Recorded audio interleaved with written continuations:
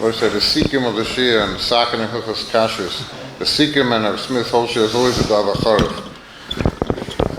Just to discuss what we learned today, Be'ez Hashem. First of all, the knife is not a simple utensil. As we saw, the knife has a unique ability to, first of all, duchi the sakina, which the pressure, the friction of the cutting, and the fact that often there's shamnun is tach al panav.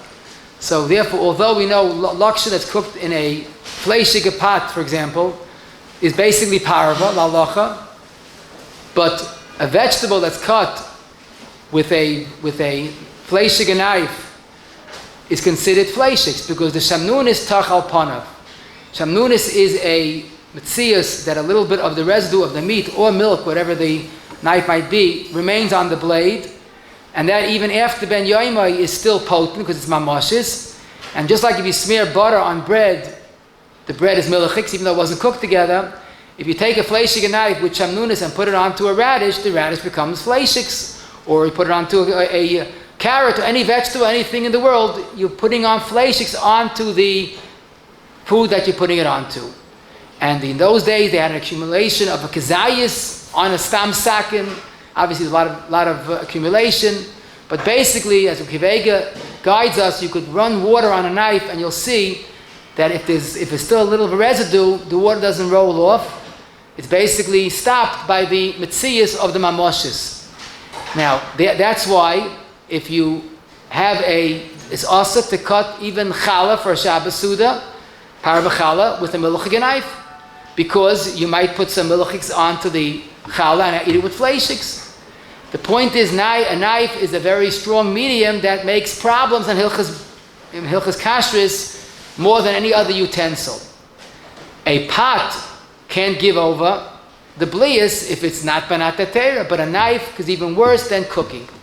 The second factor by a knife is davar charif. Davar charif has the mitzias of a sharp food, has the ability of extracting an eine ben yoimai, making it to ben yoimai, and makes it into a vital force to contend with. So the davar charif turns eine ben yoimai into ben yoimai, and not banat into a mitzias, just like if you shech with a treif knife, so the makam shchit is treif, and just like if you cut a horseradish with a treif knife, the horseradish is also, there's no heat, there's no bishul, but that's the davar charif at work. Duchet to sakina without bishul is a problem, like you see from Crane. Cooking without a knife, davar charif is also a problem. You cook onions in a fleishig pot, the onions becomes fleishigs.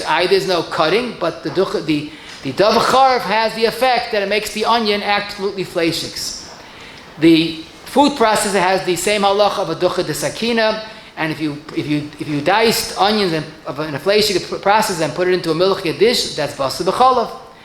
The mitzias is that if you cut carrot, parsnip, or any other hard vegetable, even if there's mamoshes on the knife, so now the carrot has a fleishig mamoshes, all you have to do is rinse it off, because on a hard vegetable, the rinsing works. If it's a clean knife, then the carrots or the parsnip is unaffected. If you have a soft, juicy vegetable, you cut a squash, tomato, then although it's a little bit of a film, and theoretically if you wash it off, it comes off, but washing doesn't take it off. Washing makes it more further embedded in the vegetable, so you have to scrape off the outer layer.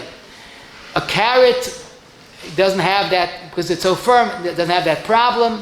When you do wash of a carrot, use cold water and not hot water. B'diavad, if the tomato was used, the fleishig tomato, which you cut with a fleishig knife, was used with cheese, hopefully there's shishim. If there's not, then taki will be awesome, because there's mamoshes of fleishigs together with the cheese. Today, stam sakin is considered clean, unless it's on the countertop. If you cut challah with a milchig knife, don't use it for the fleishig suda, but you don't have to wash it off, you scrape off the outer layer. L'chatchila, we don't cut anything with the opposite min. This is too many problems. We have a halacha telling you don't cut a food with the opposite min keli, even if it's perfectly clean. That's the klal that avoids many problems. The best eight is to have 3 knives, parva, milchiks, and fleishiks, and have a few extra parva just in case, and then you save a lot of agmas nefesh.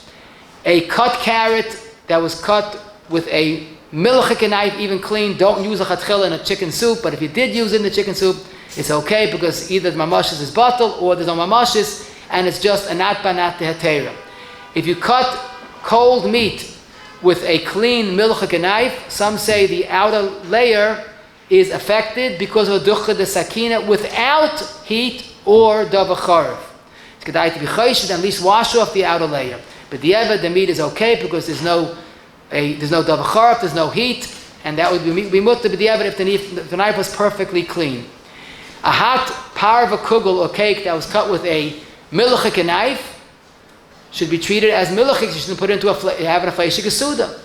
More common, if you cut a hot parva kugel cake with a fleishig knife, even clean, ben yoimai don't have milchiks with that because we treat the kugel cake as a fleishig because it was cut with a fleishig knife, even if it's clean. If you cut a hot piece of meat with a milchik knife, that's problems. So either we could say if it's a eine ben yoimai knife, it's fine. If the milchik knife was not used for hot milchik, just to butter bread, it's fine. If you know the shishin keneged, the milchik blade, at most, is the blade that's milchik, but you have shishin keneged, the volume of the blade, it's also fine. The knife always needs kashering, but lamaisa, the meat could be mutter. If you cut it and there's no shishin, and it's a ben yoimei, and Allah chesroinis, but you have the fact it's a klisheni, then the meat is asa, because the ducha de sakina with gavagush would affect the entire meat. The makom hefsim rubi could be saimach on the archashulchan, the leike chachmas adam. Neitza is not kashering, never was, never will be. Sticking it in the ground, leaving it for a few days doesn't help. It's only to clean off the mamashis of the sakin. Steel wool is not neitza, but it's a good cleaning agent, and that's kedai to use. And as we said, cut watermelon or cut fish in a tray for store, you have to make sure that there's no tarfus on the watermelon or fish. Much more of a problem is with fish, to make sure there's no mamashis of the tray fish on the kosher fish.